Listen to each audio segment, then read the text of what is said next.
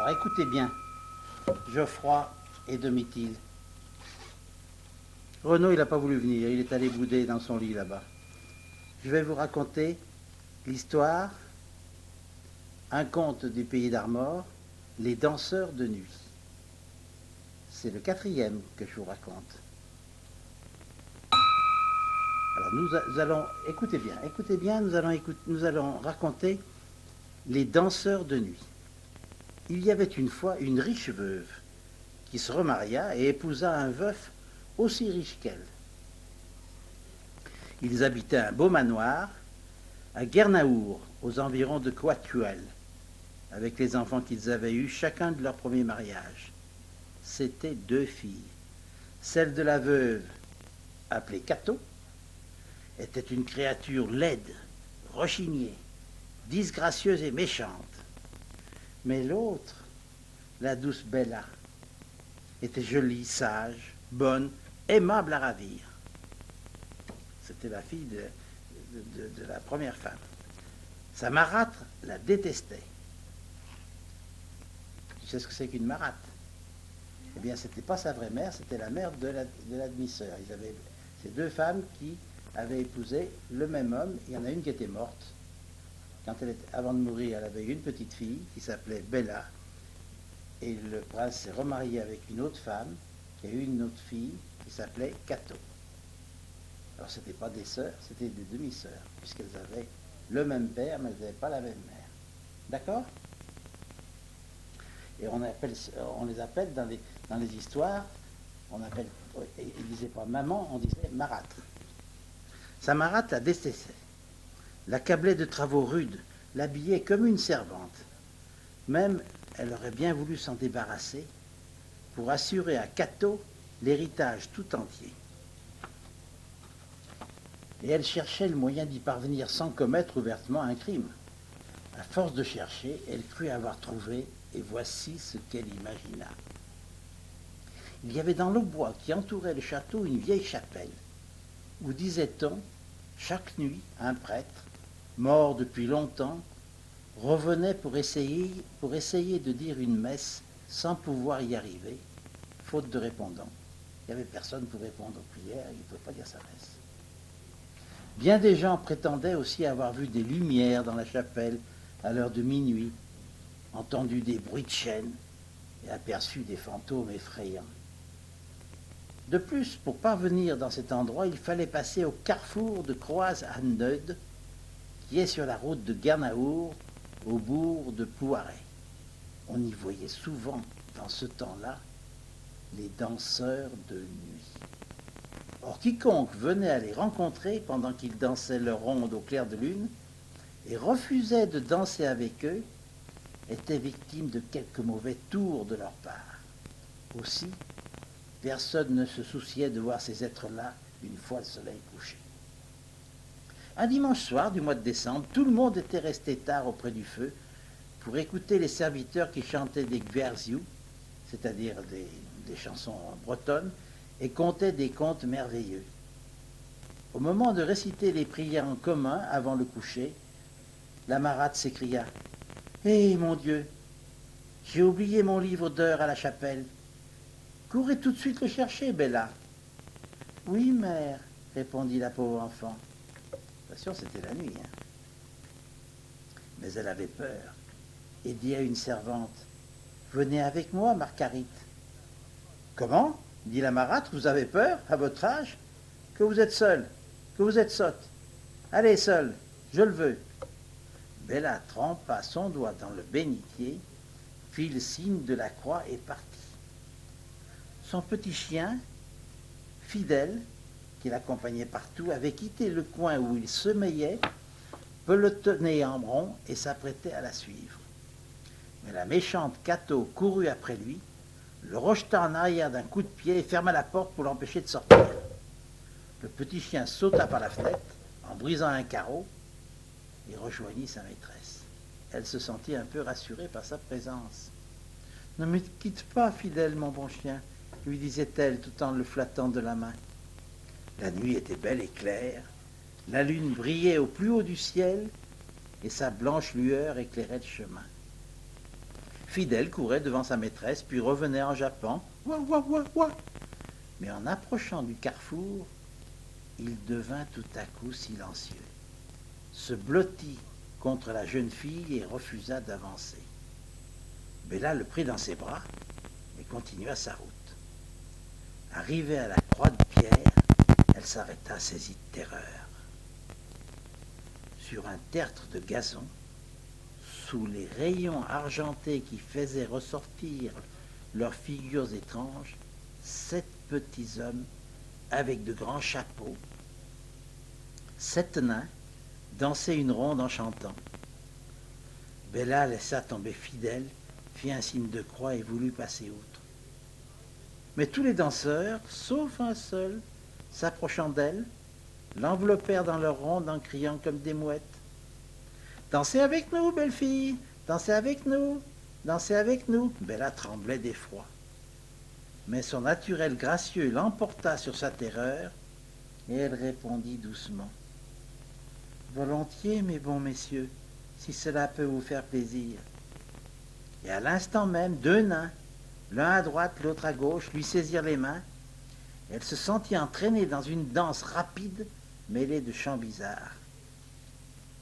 Au bout de quelques minutes, tout s'arrêta, et le nain qui tenait sa main droite dit « Ô l'aimable et gracieuse jeune fille !»« Qu'elle soit la moitié plus aimable et plus gracieuse encore, » répondit celui qui tenait la main gauche. « Ô la sage jeune fille, » dit un troisième. « Qu'elle soit la moitié plus sage encore, » dit le quatrième. « Ô la belle jeune fille, » dit le cinquième. « Qu'elle soit la moitié plus belle encore, » dit le sixième. « Belle comme les étoiles, » ajouta le 7e nain, celui qui n'avait pas dansé avec les autres. Puis, chacun à son tour, ils embrassèrent Bella et disparurent soudainement. Elle se retrouva seule au milieu du carrefour et resta un moment comme étourdie de cette singulière aventure. Le bruit des chants tintait à ses oreilles, le mouvement de la danse lui tournait la tête.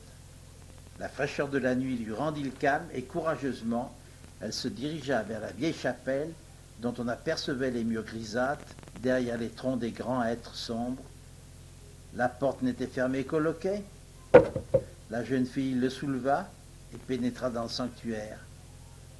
Le clair de lune passant à travers les vitraux y jetait de larges ombres et des lueurs fantastiques. Mais elle s'avança sans rien voir, ni rien entendre d'extraordinaire. Trouva le livre d'heures sur le banc où sa marâtre l'avait laissé et l'emporta.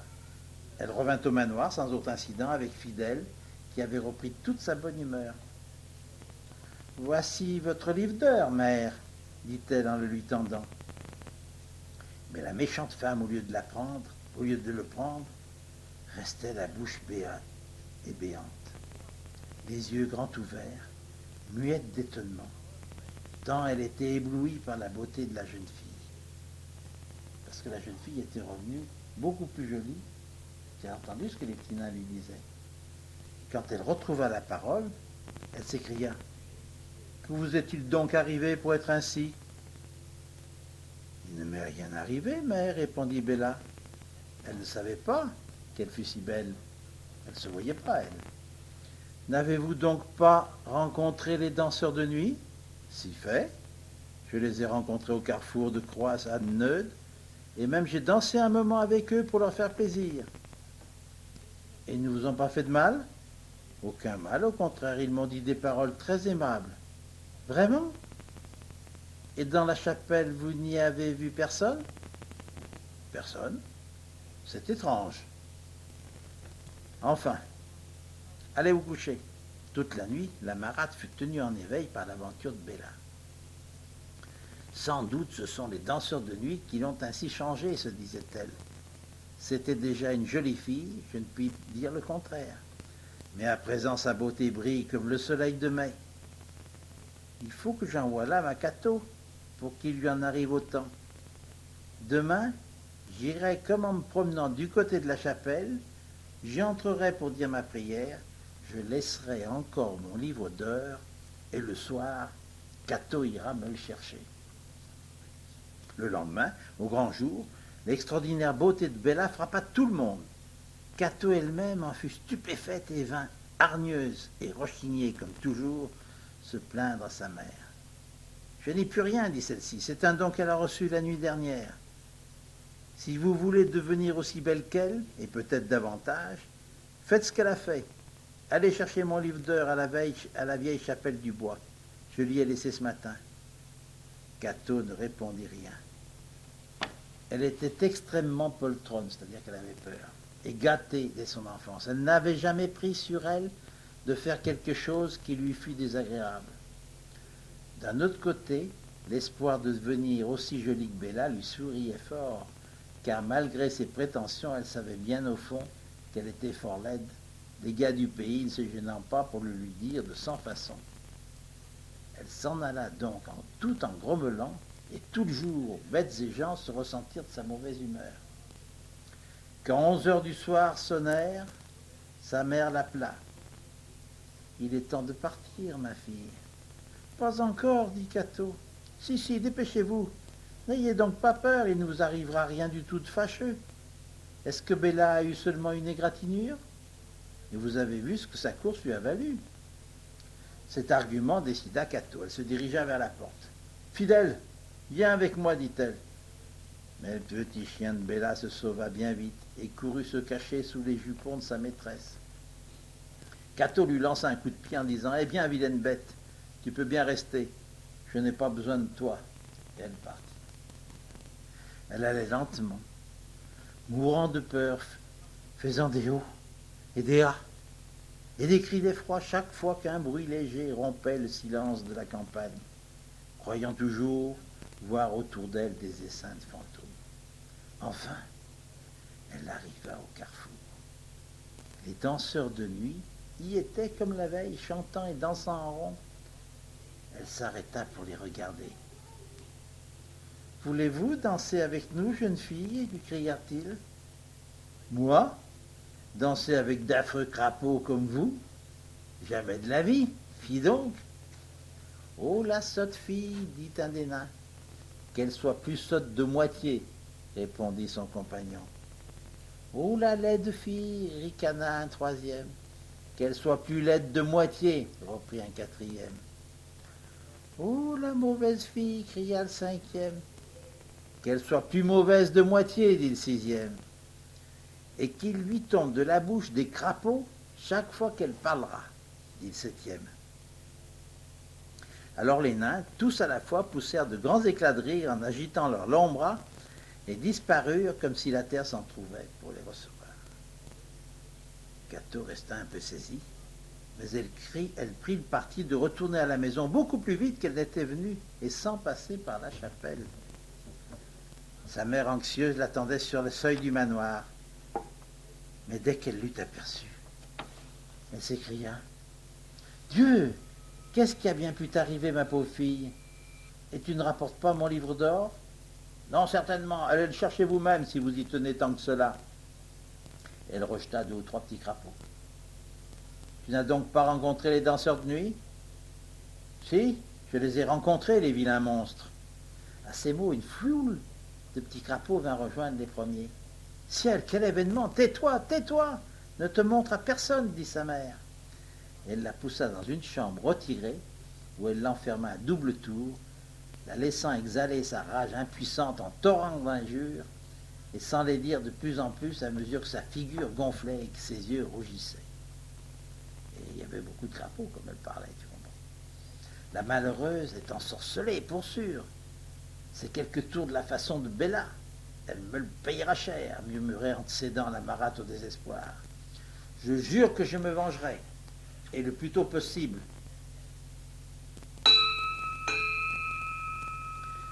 Cependant, il n'était bruit aux alentours que de la sagesse et de la beauté de Bella. Et de tous côtés, des gens riches et puissants venaient pour la demander en mariage. Mais la marâtre les y conduisait tous.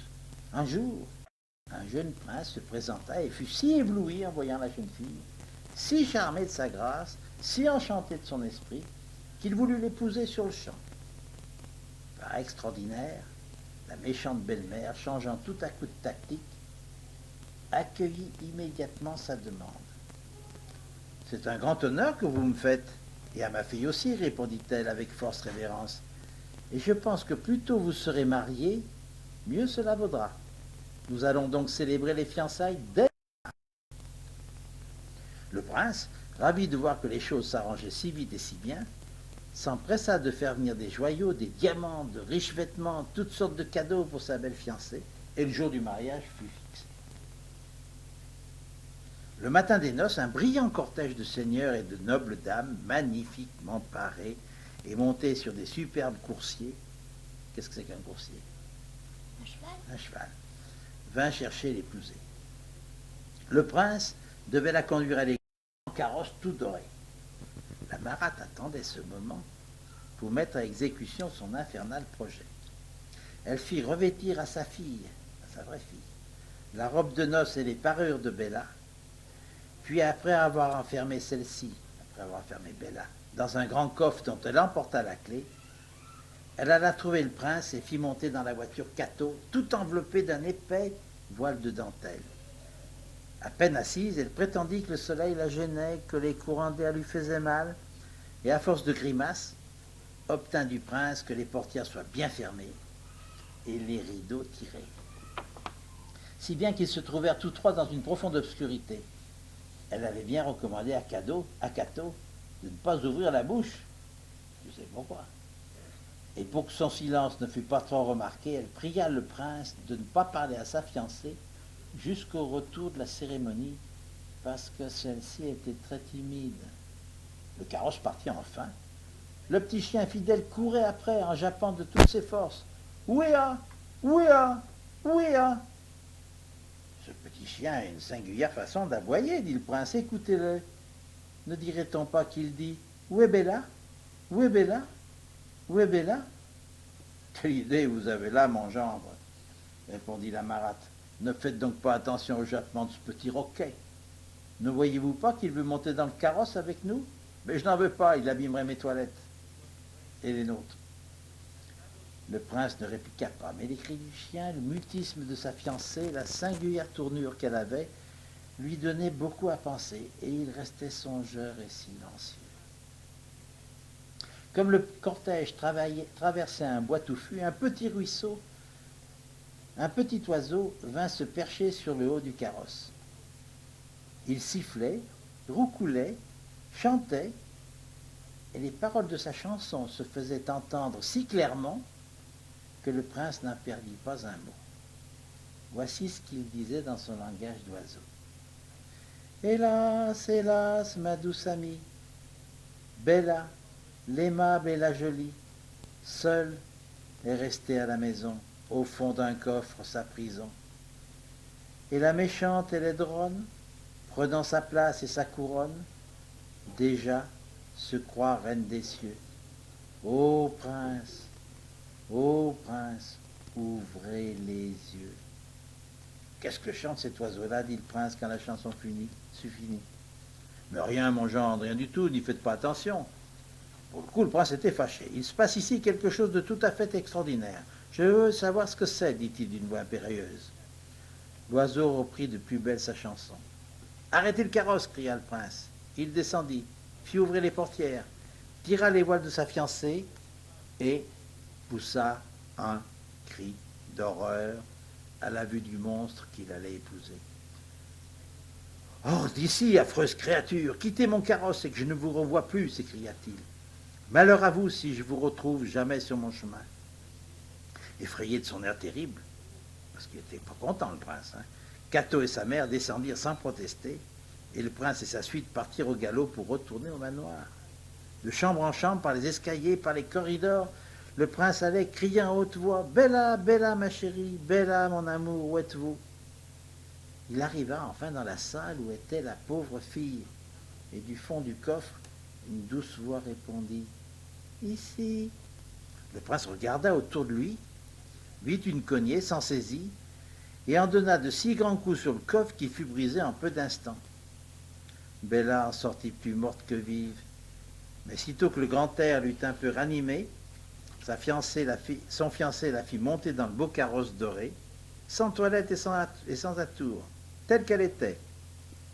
et la conduisit à l'église où le mariage fut célébré immédiatement.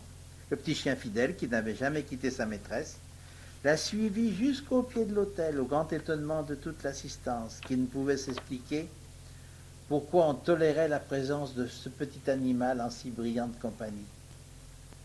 Quand le cortège repassa sur la route, Cato et sa mère y étaient encore assises dans la douve. Une douve, c'est le fond du fossé qui entoure les châteaux. Elle pleurait de rage et d'humiliation au milieu d'une légion de crapauds. Parce que comme elle parlait sans arrêt, il y avait beaucoup de crapauds. Il y eut ensuite de grandes fêtes et de grands festins, et tout le monde se réjouit du bonheur des deux époux qui vécurent longtemps et eurent beaucoup d'enfants. Voilà la fin des danseurs de la nuit. C'est une jolie petite histoire, hein? Oui. Voilà. Eh bien, à la prochaine fois. C'est très très très gentil. Bien. Eh bien, à la prochaine fois. Ça peut-être le lire à un gentil. Peut-être.